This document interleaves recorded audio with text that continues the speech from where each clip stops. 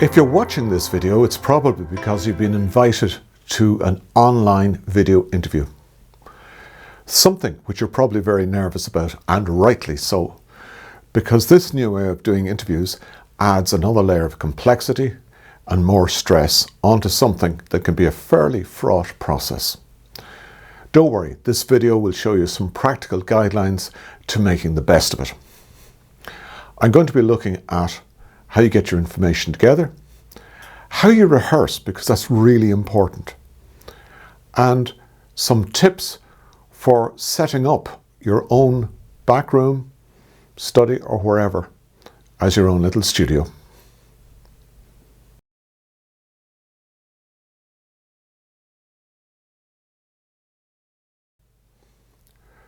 First, let's talk about the content.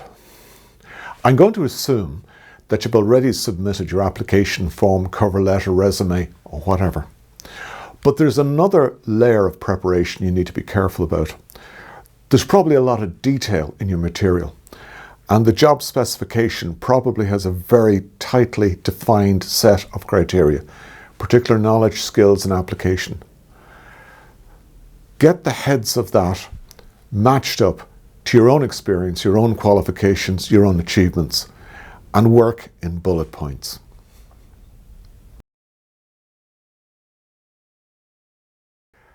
You can actually forecast most of the interview before it takes place, and that means you can practice it.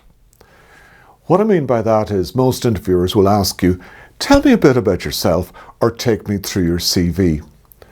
This is an ideal opportunity for you to present material uninterrupted, and it's going to take a fair bit of time to prepare it. It'll probably need to fit into about 60 to 90 seconds and should contain headlines like your job title, your current responsibility, your qualifications, certifications in summary form, as if it was your who's who entry. And it should have material that shows that you're matched up to the job that you're going for. The bit in the middle is where they're going to look for examples of your competencies, your leadership, communication skills, and so forth.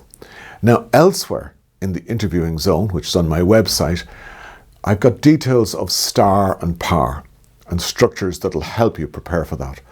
But just to be brief, the S stands for situation. A few sentences about the background, leading to what the real problem was. T, your task, what you were trying to achieve, the timeline, budget, constraints, and so forth. Actions, what you did, how you did it, what options you considered, and why you went the way that you did. And results, did you achieve your objective? Were you there in time or before time or under budget?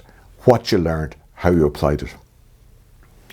The closing out part of the interview is another thing you can prepare for, because it's quite easy to prepare a 1-minute statement summarizing what you should have told them in the interview, and this is with an eye on the job description, so that the headlines of their requirements are matched up to your offer. That's one way you can do it. Another way that you can do it is to tell them why the job interests you or attracts you, and make sure that the focus is on them, not on you. You're interested in the job because you have been following this field for years, or whatever. The other option you have is to say nothing, is just to say, thank you very much, you've been very comprehensive. I look forward to hearing from you.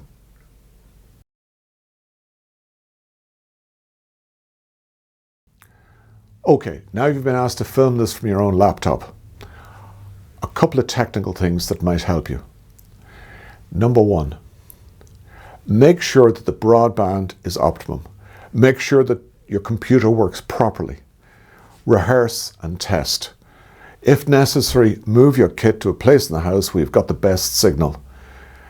Any distortion or any dropout can be fatal. Even such things as actually cleaning the lens of the webcam with a soft cloth can make a heck of a difference. Check the sound. Maybe somebody else in your house has got a better laptop or got a better tablet that has better sound and pictures. Now's the time to call in those favours. If you can use an outside microphone or a USB microphone, so much the better. If you can get your hands on a good webcam, great. And don't go mad on the backgrounds. Another thing I just say is pay attention to a thing called colour temperature, because if the colour temperature is not right, you will look as if you spent your holidays in the North Pole, or it might look as if you've been boiled alive like a lobster. The best way to do it is in diffused light, in other words, light that's even. Don't do it in daylight because you'll wind up looking like this with your eyes half closed. There's two ways of practicing, by the way. One is to write down what you're going to say in bullet points and then talk it out loud. When you're confident, record it. Use some form of small audio recorder or the voice recorder on your phone.